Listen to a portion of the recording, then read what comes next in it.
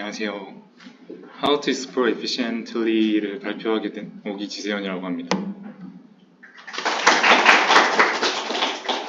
제가 지금 랩실에서 하고 있는 연구 분야가 크게는 RL이라고 소개를 하지만 정확히는 Sequential Decision Making을 연구를 하고 있는데요.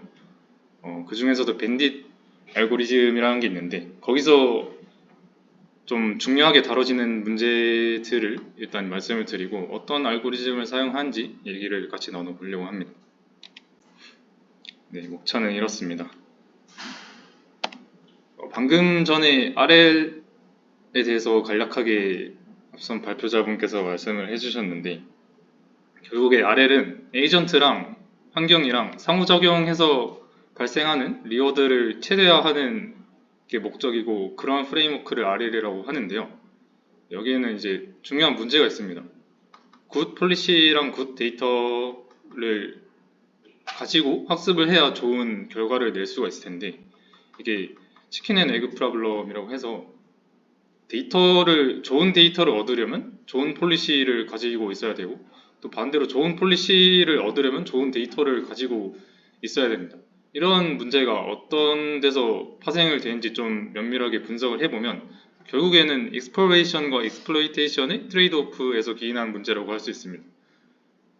exploration 같은 경우에는 이제 알고리즘이 지금 당장 최선이 아니라고 생각을 하더라도 어떠한 특정한 액션을 해봄으로써 좀 더 자신이 아는 정보를 넓혀나가는 걸 exploration이라고 하고요.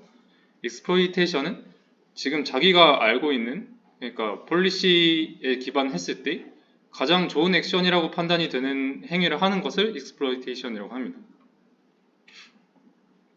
이제 그러면은 이 exploration과 exploitation을 동시에 잘 만족하기가 힘드니까 트레이드오프 관계가 자연스럽게 형성이 되는데 이걸 어떻게 관리할지 방법론에 대해서 알아보도록 하겠습니다.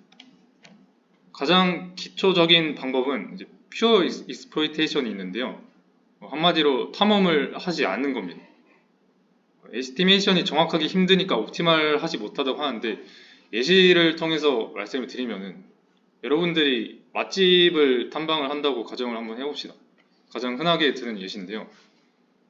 여러분이 지금 알고 있는 지식을 가지고 맛집을 방문한다고 했을 때는 여러분이 나름대로 에스티메이션 한 거에 대해서는 최선의 선택을 할 수가 있을 겁니다. 근데 세상에는 제가 가보지 못한 그런 식당도 있잖아요. 그런 식당들 중에서 지금 제가 알고 있는 식당들 중에 가장 맛있는 집보다 더 맛있는 집이 있을 텐데 그러한 곳에 방문하지 못한다는 리스크가 존재를 하죠. 그래서 익스플로레이션이 필요한 건데 표 익스플로이테이션 같은 경우에는 그런 탐험을 하지 못한다는 치명적인 단점이 존재합니다. 그래서 이제 탐험을 하기 위한 방법인 엡실론 그리디라는 방법이 가장 자연스럽게 등장을 하게 되는데 어떠한 액션을 할 때마다 엡실론이라는 작은 확률로 랜덤 액션을 선택을 하고 1-엡실론이라는 비교적 큰 확률로 그레디안 액션 그러니까 자기가 가지고 있는 폴리시에서 가장 최선의 액션을 하는 겁니다. 이렇게 액션을 했을 때는 가장 좋은 거는 구현하기 쉽다는 장점이 있고요. 근데 대신에 지수적으로 많은 데이터를 요구를 하게 됩니다. 왜 그런가를 좀 그림을 통해서 직관적으로 생각을 해보면 좋은데 이렇게 사람이 있고 왼쪽으로 가면은 1달러를 얻고 가장 오른쪽 끝으로 가면은 100달러를 얻습니다. 각각의 동그라미는 스테이지고요. 이 사람은 어떤 스테이스로 갔을 때 어떤 리워드를 얻는지 모르는 상황이라고 가정을 해봅시다. 그럼 이제 나름대로 왼쪽으로 갔다가 오른쪽으로 갔다가 하면서 자신의 환경에 대한 이해도를 계속해서 발전을 시킬 텐데 왼쪽으로는 한 칸만 가면 리워드를 얻지만 오른쪽으로는 굉장히 많이 가야 리워드를 얻기 때문에 이제 마음대로 움직였을 때 이제 이 사람은 왼쪽으로 한 칸 가는 게 오른쪽으로 한 칸 가는 것보다 무조건 더 좋은 선택이야 라고 계속해서 자신의 폴리시를 업그레이드 해 나갈 겁니다. 그렇게 했을 때 발생하는 문제는 100달러를 얻지 못하고 1달러만 얻게 되는 굉장히 탐욕적인 그런 상황이 발생을 하게 되는 거죠. 이런 상황에서 이제 이 사람이 100달러의 돈을 얻기 위해서 해야 되는 선택은 방금 전에 말씀드렸던 이 입실론이라는 작은 확률을 이 오른쪽으로 가야 하는 칸수만큼 반복해서 실행을 해야 되기 때문에 이 오른쪽으로 가는 칸수를 L이라고 가정을 하면은 입실론의 L승만큼의 작은 확률로 이 $100라는 보상을 얻게 됩니다. 그럼 이제 지수적으로 많은 데이터가 필요하겠죠. 이러한 거는 이제 실용적으로 적용하기 힘든 알고리즘이기 때문에 좀 더 다른 방법들을 모색할 필요성이 생겼습니다. 이제 샬로우 익스플로레이션이 방금까지 말한 그런 경우를 말한 거고요. 딥 익스플로레이션이라고 해서 좀 더 탐험을 어떻게 하면 제대로 할 수 있을까를 고민을 하게 됩니다. 좀 직관적으로 생각해 봤을 때 사람은 어떠한 액션을 할 때 매 순간 코인 토스를 하면서 갈지 말지를 선택을 하는 게 아니잖아요. 이제 앞의 상황에 대입을 봤을 때는 매 스테이트마다 코인 토스를 하는 게 아니라 제일 오른쪽에 뭔가 궁금한 게 있는데 뭔지는 모르는 뭔가 있을 것 같다고 생각이 들면 그냥 가보는 거고 아니면 말 겁니다. 이제 그러한 직관을 담아서 이제 만든 알고리즘이 UCB라고 하는 건데요.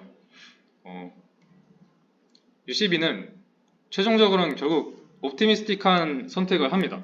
이제 근데 원래 밸류는 리워드만을 이용해서 이렇게 구성을 하지만 이 리워드뿐만 아니라 지금 이 액션이 얼마나 불확실한 지금 이 상태가 얼마나 불확실한 상태인가까지 고려해서 이제 액션을 결정하게 된다는 겁니다. 제일 아래쪽에 수식이 있는데 이거는 이 리워드에 대한 추정의 신뢰 구간의 상한을 얘기를 한 거고 그래서 이름도 어퍼 컨피던스 바운드고요. 기존의 QTA라는 그 리워드 텀과 뒤에 있는 n분의 로그의 루트 씌운 항으로 구성이 되어 있는데 n은 행동을 선택한 횟수인데 행동을 많이 선택할수록 그 행동에 대한 불확실성이 줄어들 거잖아요. 그래서 좀 비교적 선택을 못 해본 행동에 대해서 불확실성을 크게 잡고 그 액션을 하려는 경향을 잡고 그리고 또 비교적 많이 행동을 했을 경우에는 이 텀이 낮아지기 때문에 비교적으로 argmax라는 식이 선택할 그런 확률이 줄어들게 되는 거겠죠. 아무튼 결국에는 보상과 그 불확실성을 동시에 고려해서 행동을 선택한다라고 이해를 해주시면 될 것 같습니다. 그리고 이제 알고리즘의 좋고 나쁜 정도를 평가할 때 보통 아카데미아에서 리그레시라는 메트릭을 많이 쓰는데요.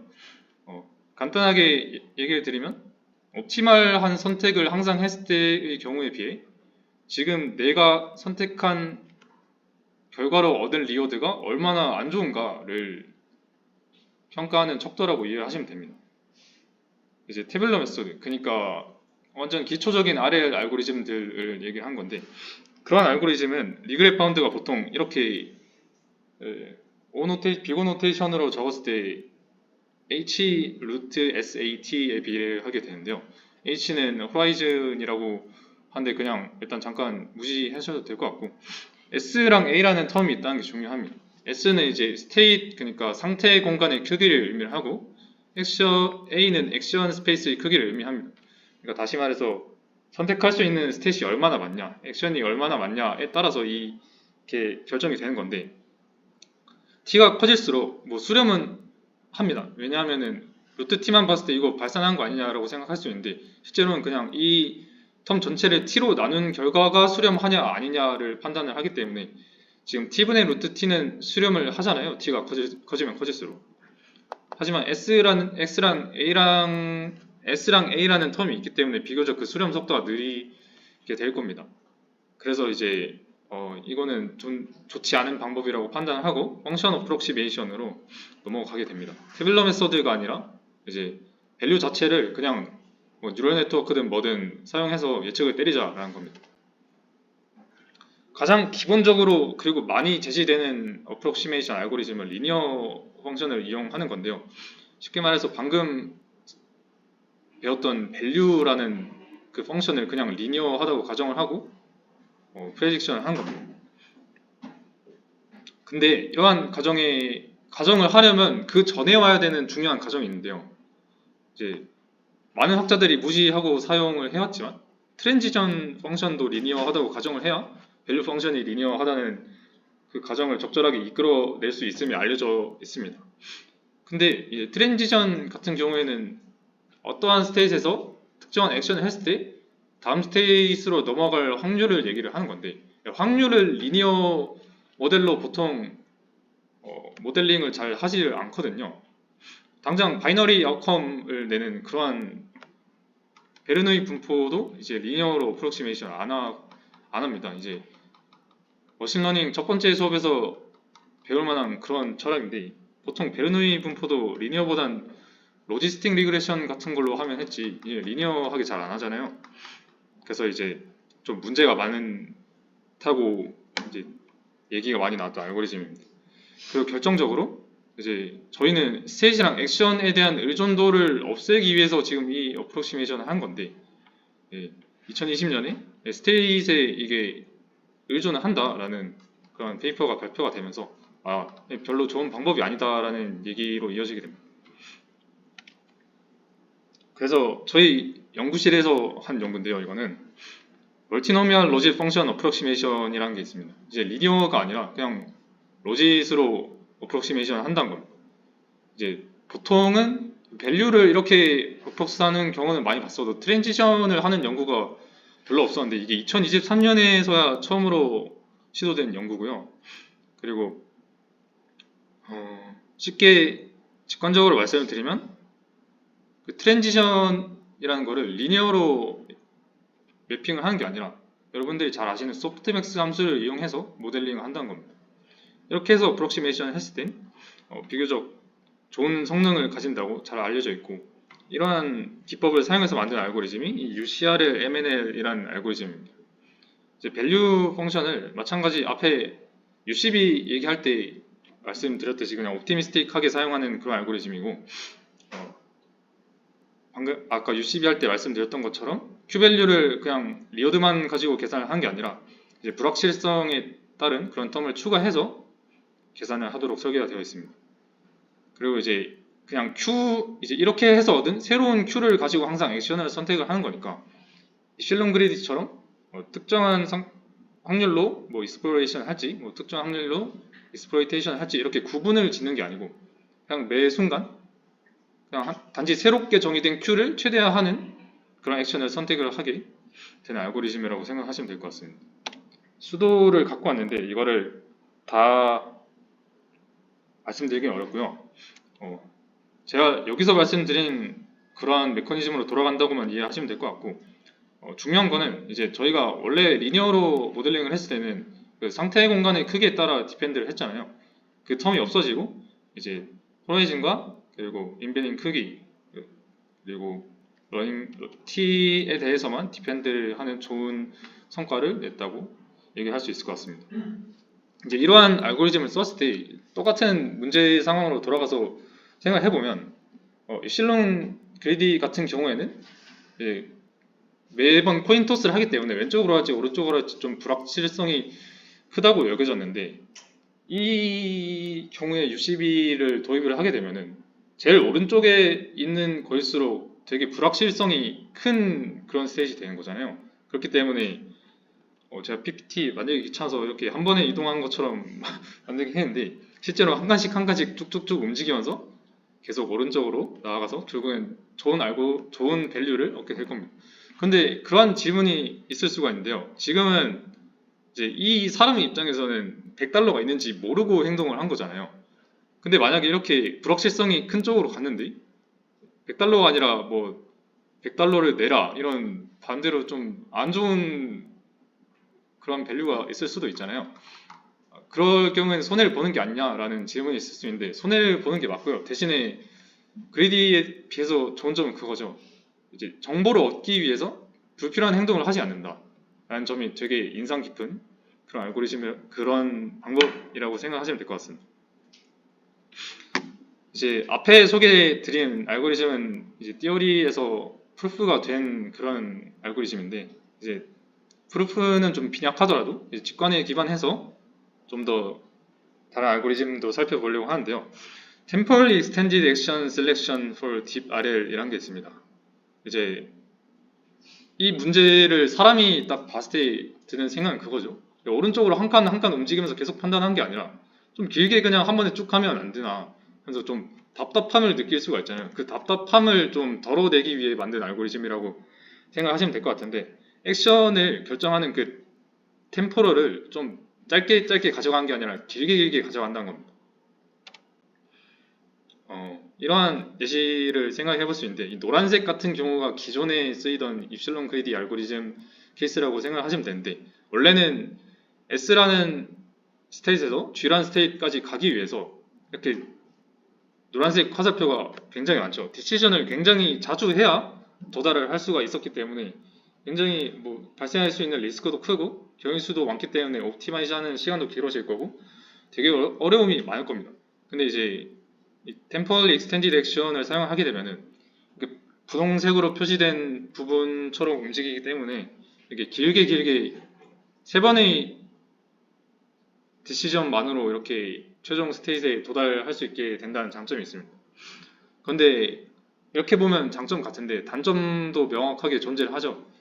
옵티마이즈가 잘 된 경우에는 이렇게 될 텐데 이 검은색 색칠된 부분이 라바 용암이라고 생각해보면 이 경우에는 잘 피해갔지만 이제 옵티마이즈가 만약에 잘 안 된 경우에는 S에서 한 칸만 밑으로 가고 오른쪽으로 그냥 쭉 가버리면은 원래 기존의 디시전 메이킹을 짧게 했을 때는 용암이 데이자마자 뭐 밑으로 빠져나온다든지 해서 좀 리어드가 엄청나게 작아지는 걸 방지를 할 수 있었을 텐데 이렇게 해버리면은 용암에 데워도 그냥 뚫고 지나가는 그런 현상이 생길 겁니다. 그러니까 라바를 한 칸만 데일 수 있었던 거를 6칸 쭉 데이고 지나간다는 거죠. 그러한 단점이 존재한다고 생각할 수 있습니다. 방금 말씀드린 것처럼 디시전 메이킹 횟수 자체가 적어질 수 있다는 굉장히 큰 장점이 있기 때문에 옵티미제이션 측면에서 러닝타임이 줄어든다거나 하는 기대 효과를 가질 수가 있지만 단점 같은 경우에는 배드 액션을 리핏할 수 있는 그런 결과로 이어질 수가 있겠죠.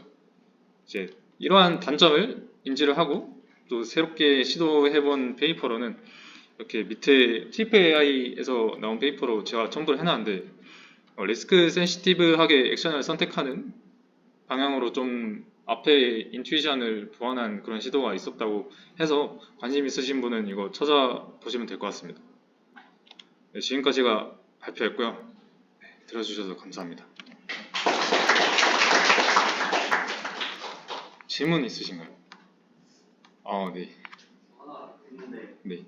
앞에 리니어 펑션 어프로시메이션 관련해서 과정이 있었잖아요. 네, 잠시만요.